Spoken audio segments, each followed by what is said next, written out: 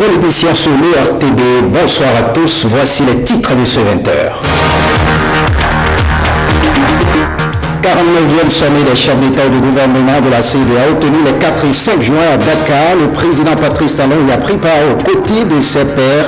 Outre les questions sécuritaires, l'énergie et la promotion des cadres ont focalisé l'attention des chefs d'État. Le ministre des Affaires étrangères et de la coopération nous en parle dans cette édition.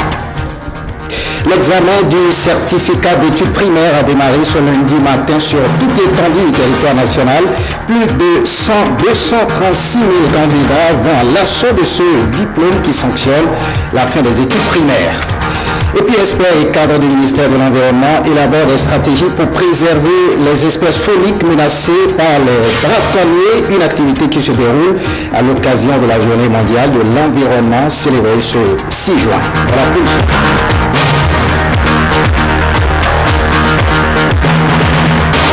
À nouveau, bonsoir. Bienvenue si vous nous rejoignez en image. Retour à Cotonou du chef de l'État cet après-midi. Le président de la République, Patrice Talon, et ses pairs de la communauté ouest-africaine ont pris part les 4 et 5 juin dernier à Dakar au 49e sommet des chefs d'État et de gouvernement de la CEDEAO, suivi de la session extraordinaire de la conférence des chefs d'État et de gouvernement de l'UEMOA lors de ces assises qui sont déroulées dans la capitale sénégalaise. La situation sécuritaire marquée par la lutte contre les groupes terroristes et islamistes a focalisé toutes les attentions. Des questions d'ordre institutionnel ont été aussi examinées lors de ce sommet qui a réuni les chefs d'État et de gouvernement de la communauté ouest-africaine. Et puis à la suite dans le 49e sommet de la CEDEAO qui s'est refermé le samedi dernier, la session extraordinaire de la conférence des chefs d'État et de gouvernement de l'UEMOA a été l'occasion saisie hier dimanche par l'élite dirigeante ouest-africaine pour passer en revue des questions économiques et d'autres préoccupations d'intégration régionale. Outre la question sécuritaire, les chefs d'État et de gouvernement ont aussi évoqué des dossiers tels que l'énergie et la promotion des cadres dans les hautes sphères décisionnelles. Le ministre des Affaires étrangères et de la coopération revient ici sur l'essentiel des sujets examinés lors de la rencontre au sommet des chefs d'État et de gouvernement. Il est au micro de Renaud Capot. Le sommet s'est pensé sur des questions économiques, a invité les États à construire des économies qui sont résilientes, parce que nous devons continuer par faire preuve de rigueur pour que ces économies soient saines. Les chefs d'État ont exprimé, comme vous le savez, leur solidarité à tous ces pays qui ont été frappés par des attaques terroristes au cours des derniers mois, pour ne pas dire ces dernières semaines. Mais le sommet a surtout demandé que les Nations Unies revoient le mandat de la MINUSMA, qui est la mission multidimensionnelle qui est en place au Mali, pour lui donner un mandat un peu plus robuste, pour qu'il puisse répondre aux défis qu'entraînent les attaques terroristes dont notre espace se trouve être victime depuis quelque temps. La question de l'énergie est une question essentielle. C'est pour cela que le sommet est resté saisi de la question du fonds pour l'électrification de l'Afrique, dont le leadership a été confié au président de la Guinée. Et donc le sommet a lancé un appel pour que ce fonds puisse rapidement devenir opérationnel, pour qu'il puisse mobiliser les ressources qu'il faut, parce que l'énergie reste une priorité pour tous nos pays. Un élément qui paraît essentiel, c'est que, en ce qui concerne la politique de promotion des responsables, des ressortissants de l'espace CEDEAO dans les institutions internationales, dans leur sagesse, les présidents ont recommandé que désormais l'on fasse l'effort pour que la CEDEAO présente des candidats uniques. Donc le Conseil des ministres va recevoir les candidatures, va les réviser, va faire les arbitrages qu'il faut, et la CEDEAO, pour chacun des postes à des fonctions en dehors de la CEDEAO, aura un candidat unique, il y aura une recherche de compromis entre les États membres. Il est aussi important de souligner que, s'agissant de l'Union africaine, le sommet des chefs d'État a préféré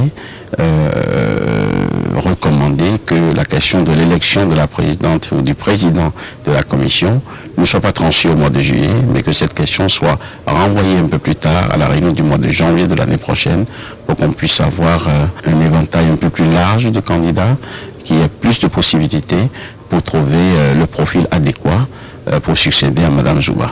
Cette session avait ceci de particulier que le sommet a reçu le serment du nouveau président de la CEDEAO, qui, comme vous le savez, est un de nos compatriotes, le président Marcel de Souza, qui a prêté serment. Donc, quand Béninois prête serment comme président de la commission, c'est aussi un événement important qu'il faut saluer et souhaiter du succès à ce président qui représente la République, qui représente notre pays.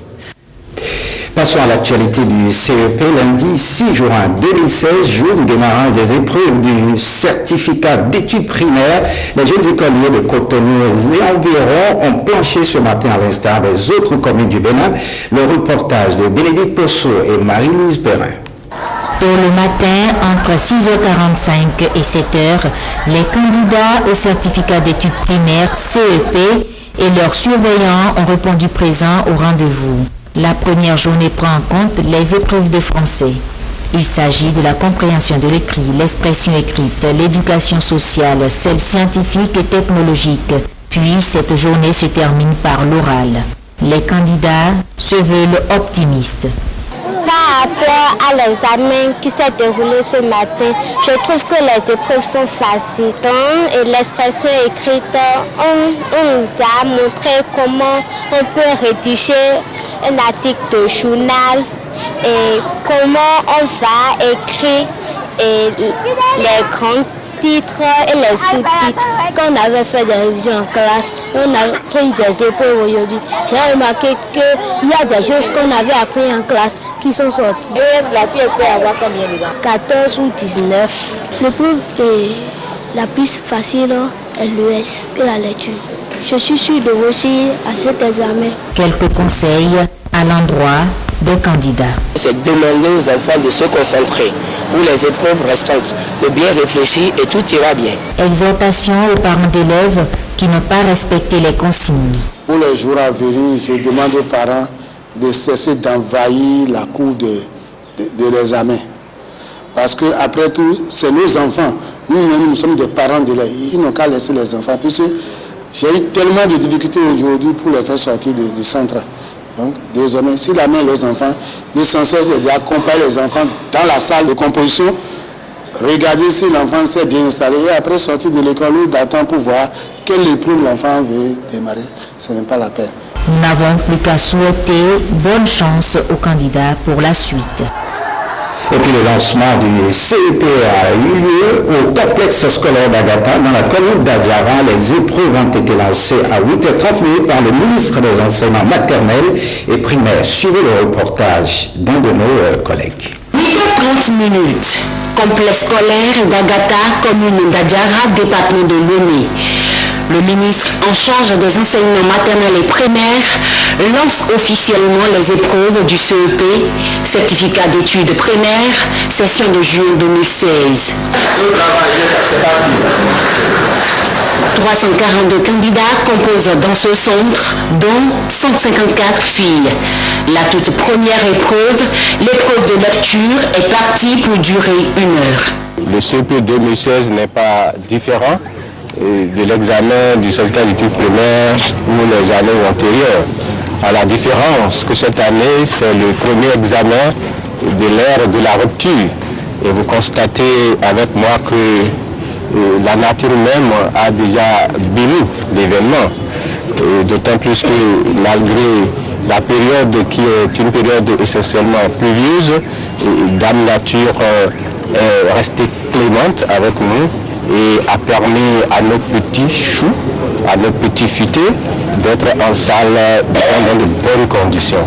Avant le démarrage effectif, l'autorité et la délégation qui l'accompagnent ont fait le tour de quelques salles pour galvaniser les enfants. Je voudrais souhaiter vivement bonne chance à nos élèves et souhaiter vivement que le premier de l'ensemble du territoire béninois sorte du département de Lomé du Plateau et pourquoi pas de la commune d'Adjara où nous venons lancer ce CEP.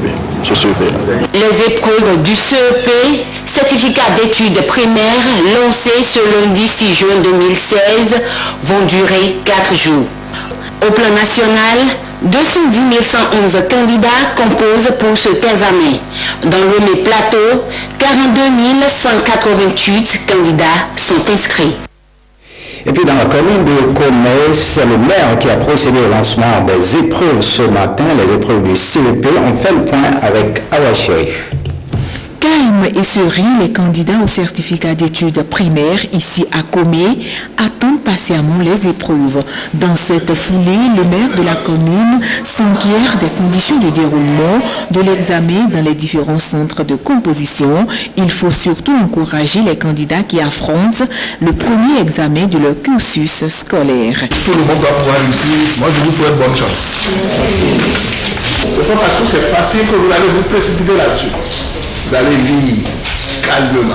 Donc c'est avec enthousiasme que les jeunes apprenants se sont installés, se sont déplacés massivement aujourd'hui pour prendre part à cet examen.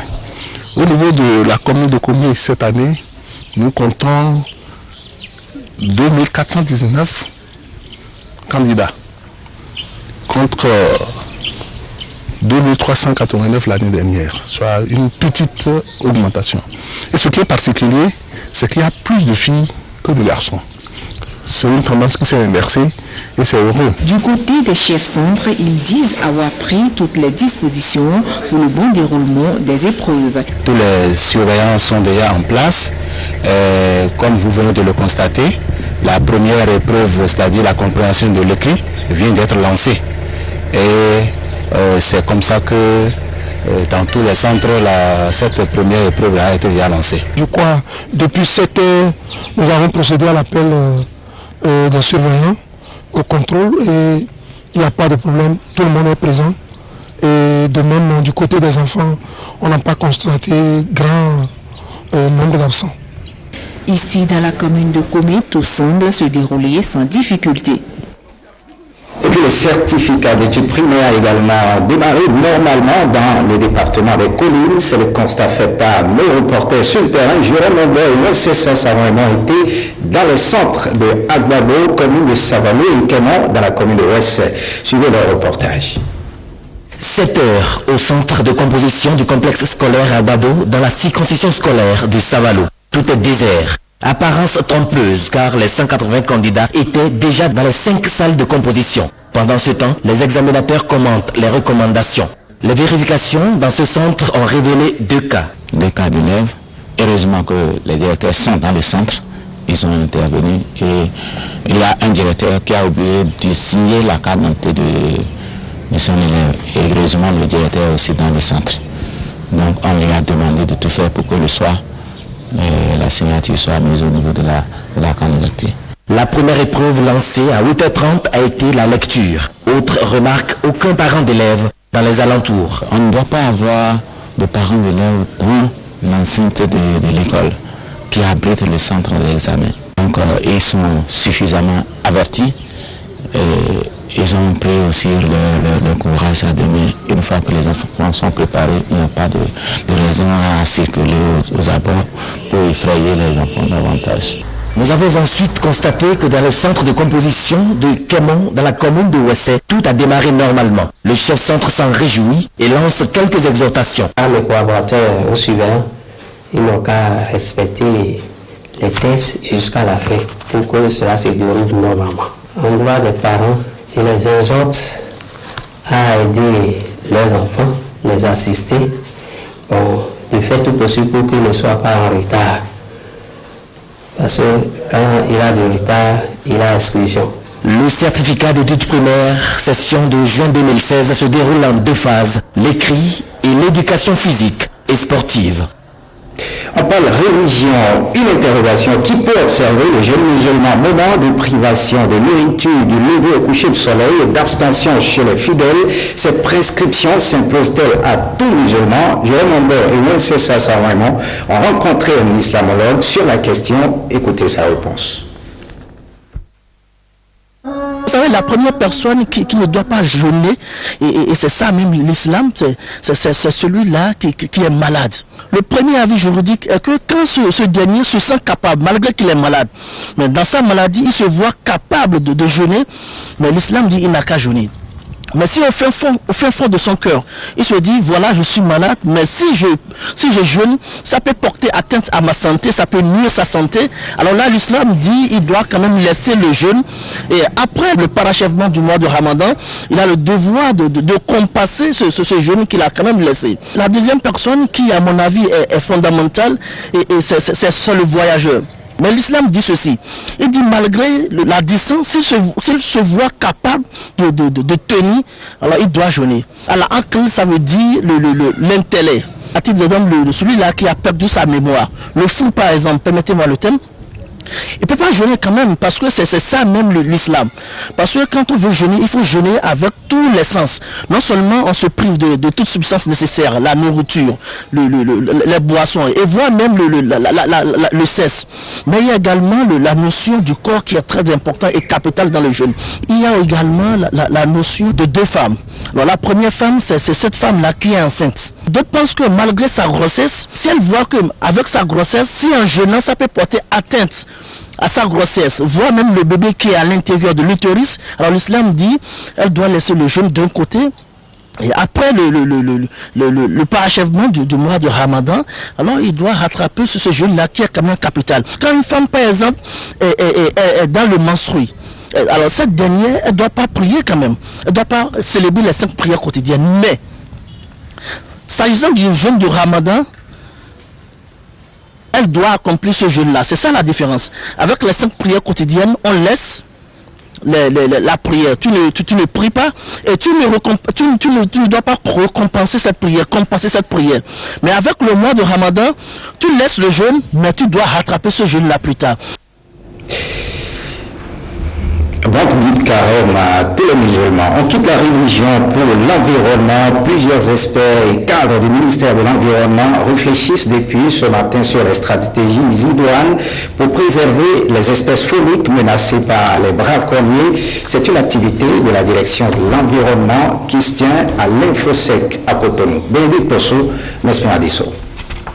Tous ensemble, les participants ici présents vont rechercher les voies et moyens pour combattre la criminalité faunique et floristique, laquelle crée des déséquilibres au niveau des écosystèmes. Chaque participant est appelé à mieux s'investir pour apporter un plus à l'environnement. Ce n'est plus désormais la planète que nous avons héritée, mais c'est la planète que nous avons empruntée à nos enfants. Parce que quand nous parlons de rendre compte aux parents, de rendre compte à ceux qui nous ont légué cet héritage, on se dit, mais il n'y a pas véritablement de compte rendu.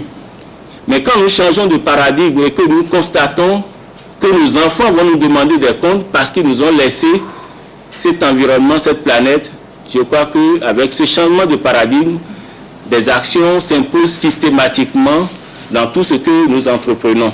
La communauté internationale est invitée à agir et faire tout ce qui est en son pouvoir pour mettre un terme au commerce illicite des espèces sauvages, devenu une préoccupation d'envergure internationale. Faut-il le repréciser? Le thème de la journée est « Lutter contre le trafic illicite des espèces sauvages ».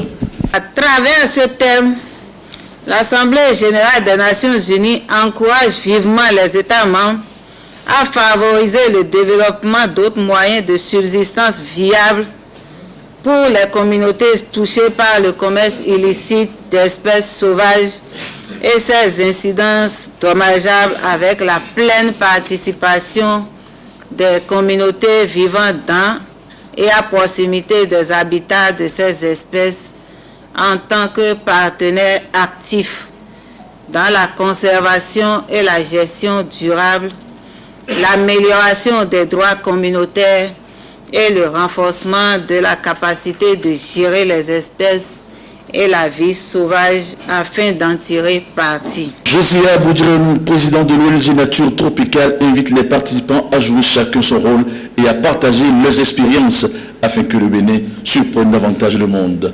Il y va du rétablissement de l'équilibre au niveau des écosystèmes. Et sur ce même registre, frontières bien gérées, source de fierté patriotique, c'est le thème choisi à l'occasion de la célébration demain de la journée africaine des frontières, à une occasion donc d'échanger, de sensibiliser sur comment les espaces frontaliers doivent être des pôles d'intégration sous-régionale et de développement socio-économique et culturel. Écoutons quelques extraits du message du ministre de l'Intérieur à la veille de cette commémoration. C'est au micro de Clotaire Recou et Calvado Alam. En réalité, pendant longtemps, la gestion des frontières a été confondue avec la délimitation et la démarcation, ce qui les réduisait à de simples barrières. De fait, les espaces frontaliers sont confrontés à des difficultés de toutes sortes. Manque drastique d'infrastructures socio-communautaires, faible maillage territorial des unités des forces de défense et de sécurité, faible niveau d'abordement des frontières, etc., etc. Toutes choses qui contraignent les populations frontalières à satisfaire leurs besoins fondamentaux dans le pays voisin s'ils en disposent. La prise de conscience des dirigeants de notre pays annonce une nouvelle ère pour les espaces frontaliers. Fini donc le temps de l'abandon total. Place à la prise en charge de nos espaces frontaliers longtemps ignorés et délaissés. Le gouvernement du président Patrice Talon, dans une vision prospective, entreprend de mener des actions pour un développement harmonieux des espaces frontaliers en vue de les sortir de leur précarité et de donner des moyens conséquents aux forces de défense et de sécurité pour assurer la quiétude des populations et pour lutter contre les menaces terroristes dans le cadre de la prévention des risques. Les zones frontalières devraient devenir des espaces sur lesquels seront orientés les efforts de développement. Ces zones seront dans un proche avenir la vitrine du Bénin. Un tour dans les exploitations cotonnières. Que retenir de la mission de sensibilisation et d'information des cotonculteurs de l'Atakora Donga et quelles sont les urgences auxquelles l'AIC, l'association interprofessionnelle de coton, doit faire face au vu des doléances des producteurs? Élément de réponse à travers cet élément signé Kamel Kapo, Michel Dako. 4 équipes pour 13 communes sillonnées en 3 jours. Au nom de l'or blanc, l'AIC, Association interprofessionnelle du coton, a fait le tour de l'Atakora Donga. Les échanges avec les cotonculteurs ont permis de mieux cerner les difficultés du secteur, donc les attentes des producteurs. C'est les grandes préoccupations des cotonculteurs: semences de bonne qualité, les herbicides, parce que vous savez, présentement, la question de main-d'œuvre est devenue préoccupante, parce que tous les enfants vont à l'école, donc les herbicides pour vraiment faire de grandes emblavures, c'est nécessaire. Par endroit, il n'y en a pas. Dans d'autres endroits, les demandes sont couvertes à 25 à 50%. Donc cette question-là, rapidement, il va falloir que nous nous organisons avec l'AIC, avec les différents acteurs, parce que c'est une gestion transitoire. Et depuis que l'AIC a laissé le secteur, l'État est venu sur le secteur, il y a eu l'introduction au niveau du monde paysan d'un crédit, fonds de microfinance, pour leur permettre de faire les travaux de préparation des sols et leur permettre de faire aussi la récolte de coton-graines. Aujourd'hui, les paysans souhaitent que ce fonds-là soit encore reconduit, ce crédit fonds de microfinance soit reconduit, et que ce fonds soit mis à disposition à temps pour leur permettre d'accélérer les travaux d'entretien, disons, de préparation des sols et d'entretien des cultures.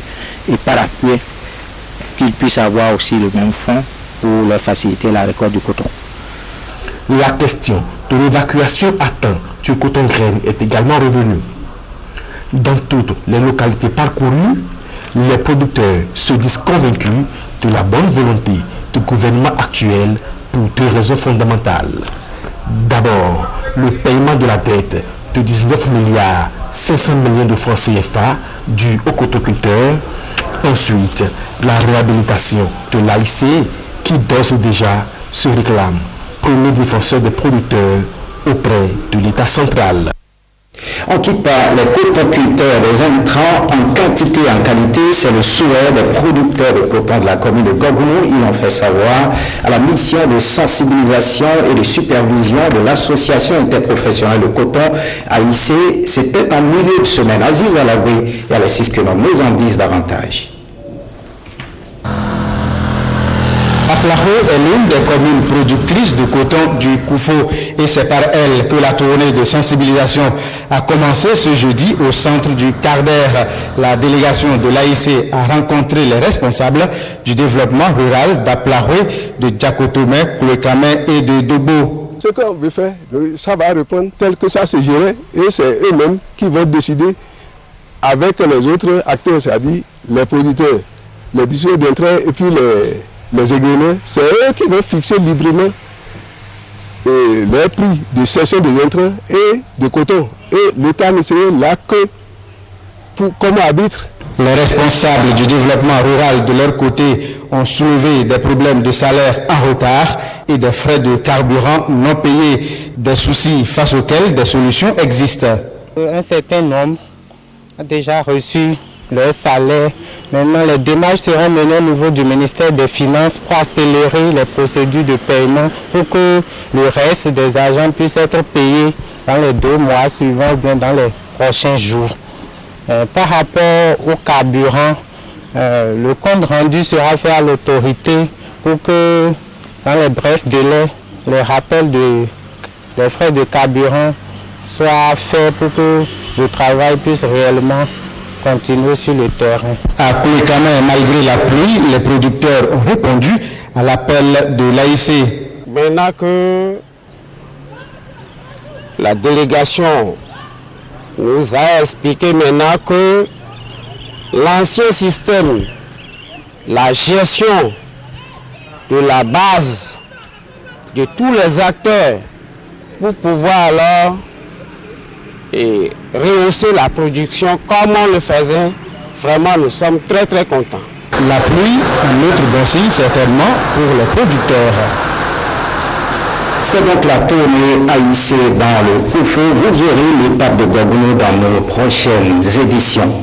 Et on change de registre. Les acteurs culturels fustigent l'immobilisme qu'ils constituent au niveau de la commission chargée des réformes de leur secteur, maintenu en attente avec la suspension du processus électoral devant conduire au renouvellement des administrations du Fonds d'aide à la culture. Ces hommes et femmes d'art et de la culture tirent la sonnette d'alarme pour ne pas perdre les acquis gagnés depuis fort longtemps. Leur porte-parole est au micro de Patrick Diossou et Bruno Rotepo.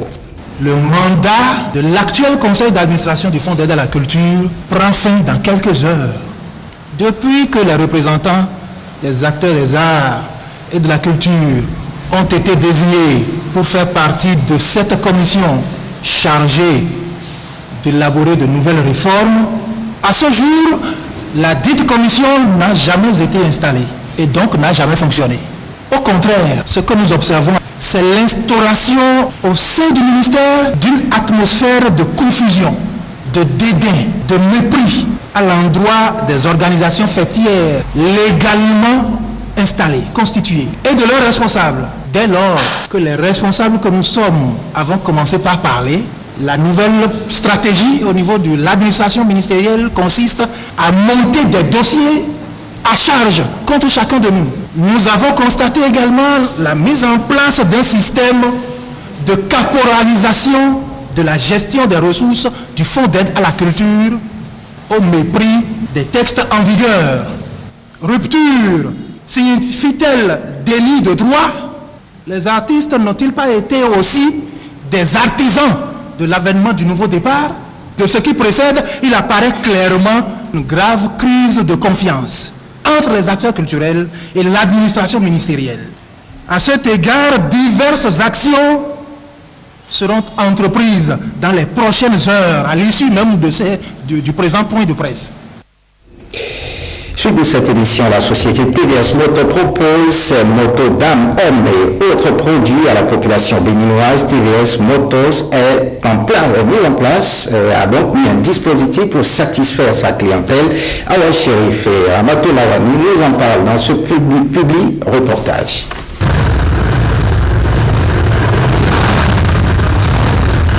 Des motos de qualité accessibles aux usagers.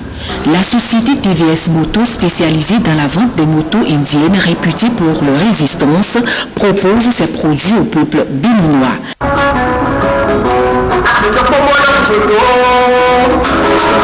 Des motos dames, hommes et même les particuliers sont pris en compte. Au titre de nos modèles, nous avons deux types de motos pour les émigrants. Nous avons les motos Star HL600, les motos Star HL625, surtout pour les émigrants, nos frères émigrants. Et pour nos soeurs, nos mamans, nous avons des motos Rox et Neo. Ces motos sont des motos vraiment résistantes, qui ont des puissances très redoutables, des motos qui ont des garde-boue incassables, des clignotants flexibles et qui sont munis des clés USB, des chargeurs portables. Pour faciliter la tâche à sa clientèle, la société de vente des motos TVS dispose d'une main-d'œuvre pour le montage des motos et d'une boutique de vente de pièces détachées. Ici, on fait le montage de tous les motos de TVS. Ok, les mécaniciens sont bien formés. Ils sont les machines de nouvelle technologie. Avec les machines, appareils, ils peuvent travailler bien, tranquillement. Ok, les clients, vous voyez, c'est bien flexible. Notre moto, c'est très économique, plus que les d'autres marques. Après les ventes, on a toutes les pièces de rechange qui sont disponibles à côté. Toutes les pièces de rechange sont disponibles au prix réduit. Et à part de ça, on a un mécanicien, des spécialistes d'usine, et on a tous les services et réparations. Généralement, les clients se disent satisfaits des services offerts par la société. J'ai amené ma moto en réparation pour la révision, mais à l'entame, je crois que l'accueil est chaleureux et c'est de qualité le travail qui s'abat ici.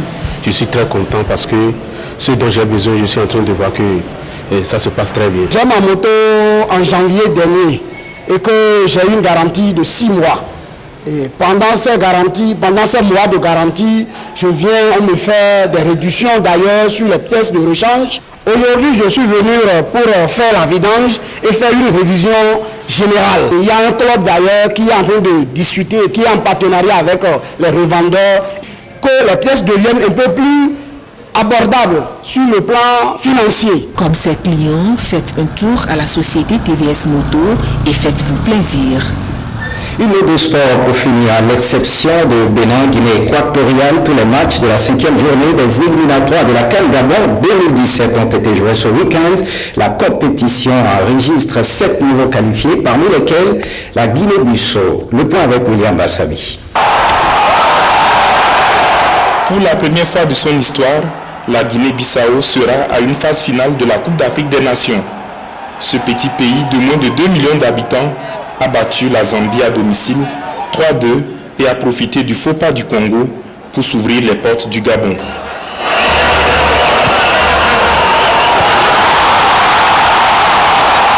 Victorieux des Taifa Stars de la Tanzanie en déplacement à Dar es Salaam, les pharaons d'Égypte, 7 fois champions d'Afrique, retrouvent la compétition 7 ans après leur dernier sacre en Angola en 2010.